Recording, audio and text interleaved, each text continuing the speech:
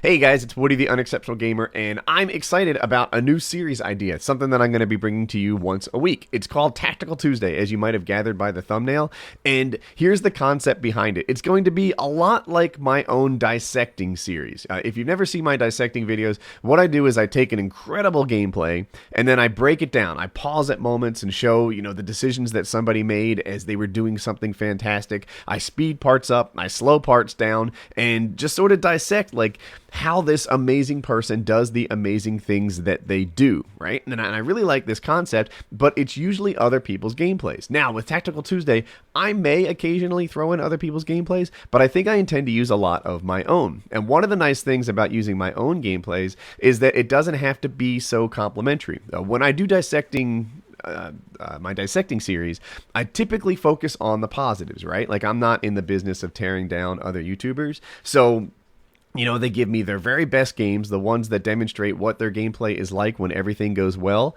and then I sit there and point out some of the great decisions that they made as things go well. Well, if I use my own gameplays, then it doesn't have to be that. I can also say, here's a boneheaded mistake I made, right? I should have been aware that this guy was here or that. Look, this guy just popped up on the radar and I didn't pay enough attention to it. Or, here was a 1v1 battle where I didn't have any cover and he did. Woody, you silly goose. Why would you, engage in a gunfight like that?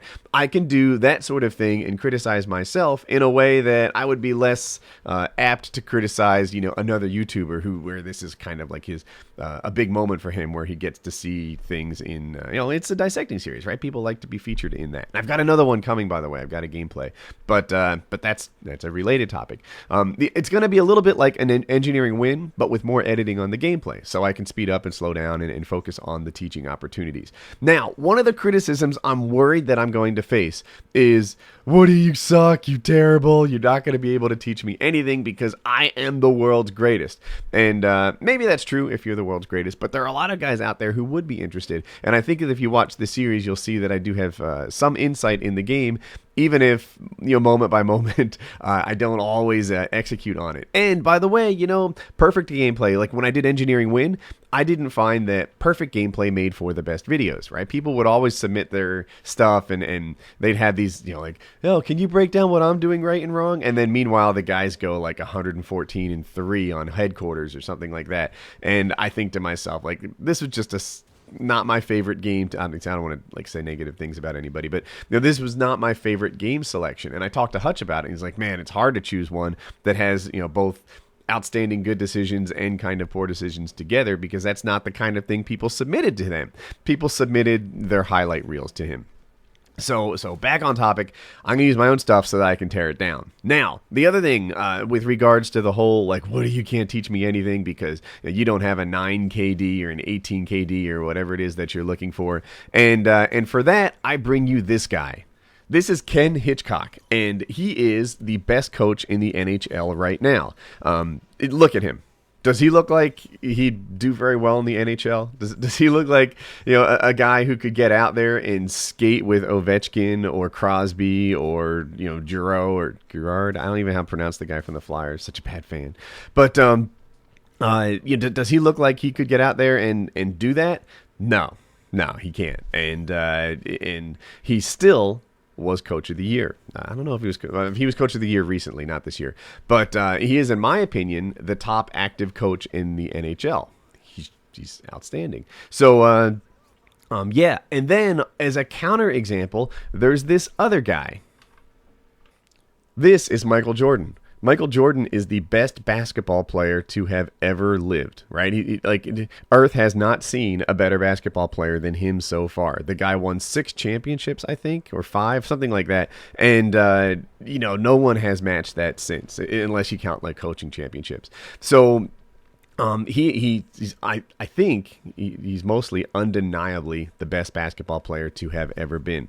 The thing is, he also owns a team, and as a team, he makes decisions on which players to choose, and he participates a little bit in the coaching, and he is the worst. He is the absolute worst. His team had, I think, the worst record in the NHL last year. So what I'm trying to say is that your own playing ability and your, coaching and management ability are are not necessarily a one-to-one relationship. Sure, I think it helps to, you know, like for an NBA coach to have spent a little time in the NBA in his life, but I will also say, like, you know, there are those exceptions, and I consider myself one of them, who maybe has something intelligent to say about the game, even though he, you know, doesn't consider himself the Michael Jordan of Call of Duty. So there you have it. That's Tactical Tuesday. Let's kind of do it. Let's use the rest of this game to sort of break down good decisions and bad decisions that I may be making, and see if you guys like what is coming. So here's the situation right now. These guys are spawning in this back corner, and we have them triple capped. I recently was up in that window, which I consider just about the ideal spot. The window, I don't know if you know that building. It's to my right. There's stairs that lead from the edge of the map, and it's in the corner of the map, whatever. I was in that window, which is an ideal spot to sort of, you know, camp them as they come out of this spawn. They usually come out here, they run along the side, or they run up, you know, right past where I just entered. But I have a KSG. And with this shotgun, I can't do anything from that window. So what I did is I went downstairs, I navigated the map, and I tried to get close to them. And then something goes wrong here, but I don't think it's much of a teaching opportunity. Watch. This guy was laying in the weeds with assassin and blind eye, waiting for somebody to walk by, and he nails me with a throwing knife. It's a play style, I guess, but like, I don't care who you are. That would have been a really tough spot to defend. I suppose, you know, you can move super carefully and check your corners all the time, but yeah. Oh, what do you get? So what happened there is, as I got this game, I was still working my way up to a gold KSG. So I was going for the headshot challenge, and maybe I was just stupid. What do you say? But, you know, I wanted to get a headshot because I thought I caught a guy unaware, and he turned on me. I didn't get a one-shot kill, and yeah. Stupid, I guess, but yeah, I was just trying to work my way up the challenge to get the gold gun. If you don't know, these are the things that lead to you getting the weapon XP. Of course, when you kill a guy, right, that leads towards weapon XP. When you get any of the gun-related challenges, so if you, say, use a new sight on the gun and then get the 25 or 75 kills, whatever it is, and then you get that bonus, that counts towards it. When you get those kill bonuses, you know, you kill whatever, 5,000, 10,000 guys, and you get bonuses along the way, that leads towards your thing. I didn't like the way he played. That leads towards your weapon XP as well. And then the headshot challenges also lead toward your weapon XP. So that is why I sort of lined that guy up for a headshot. So here we have some people. I just missed my CDOM cap. And I use nades a lot when I'm working at KSG, just because they give me hit markers and they tell me where bad guys are. So, ooh, free kill.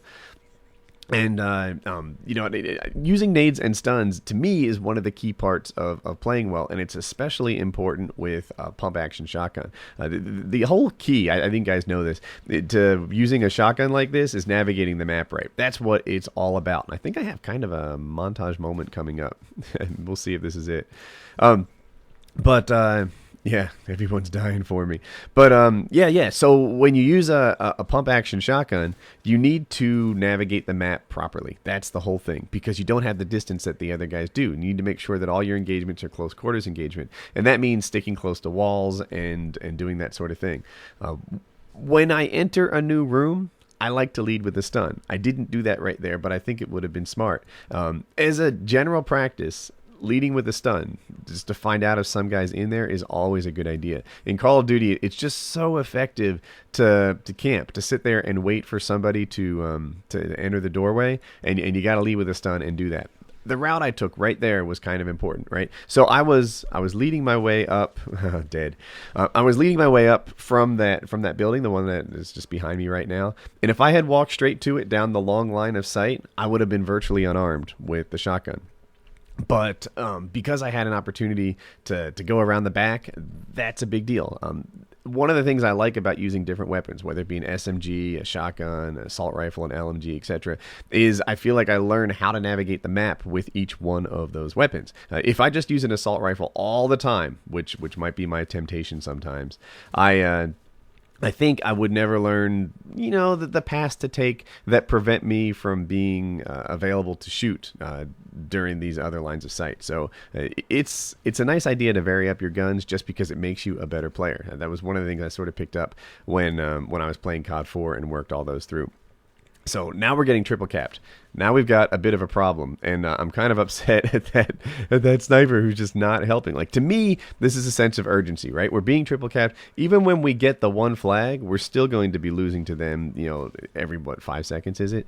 So I'm working furiously and maybe a little bit off tilt here, you know, trying to make it so that that we can get a second flag, and that's hard to do. So let's check this out. So we own ADOM, and we need one more flag. I think my team is spawning in the back here, and we certainly have some support. So my objective is to get CDOM. That's what I want. If we can lock down CDOM, then we'll have a win. If I had had an assault rifle, I'd probably just run straight on CDOM and kill anyone who came nearby. But that long line of sight is going to be a huge problem, and there's like an Osprey gunner sitting over it, so that's an issue. What I do instead is I push back CDOM, and I'm going for map control. I want my team to cap it behind me while I go up here and prevent them from getting killed. So you can see that's kind of what I'm up to. I clear out their team here. If I can get maybe one more, there we go. And then I take out this sentry gun. And behind me, my team should be able to cap C domination. And I'm sort of racking up the specialist points here. But it's not happening. It's not happening like I expected. And then, you know, fortunately, they were able to get B, but they lost A. So, you know, what do I say? I want to say, even though I didn't cap B myself, I was part of the effort there. I kind of cleared them out a little bit. They were in position to defend both C and B. And it didn't work like I hoped, but whatever. So let's take a closer look at this situation coming up here. I get one guy unaware, and then look at the situation I have there. I've got this guy on the balcony bearing down on me, and I can't even shoot back. I'm completely out of nades, I'm completely out of stuns, and all I have is a KSG. So the smart thing I think to do would be to sacrifice myself on ADOM, right? Just stay here and live long enough to capture this flag. They're chasing me down, they know that I have it, and I pop up and get a kill, but the next guy takes me out. What would have been smarter to do, I think, would be to lay on the ground and shoot those guys under the truck. If I had done that, I would have used my weapon to my advantage, and I think they wouldn't have expected it. I could have shot them in the feet from point blank range with the shotgun, and it would have been better than trying to take on those guys down map with the KSG. That was an error in my play. But we won anyway. We had a big enough lead that we could have won with one flag, and that was it. So anyway, next time in Tactical Tuesday, there'll be a whole lot less setup about what the video is, and I hope you guys enjoy the new series. I think it'll be a good one. If you're watching this on Tuesday the 29th, this is the last day to vote. You can click on the annotation on the screen, find my name, my gamer tag there. It's not always in the same spot. Click on it, and then as it comes up on the right side, there'll be a thumbs up indicator, and you can vote for me. If you do, it means the world to me. I appreciate your help. Have a good day.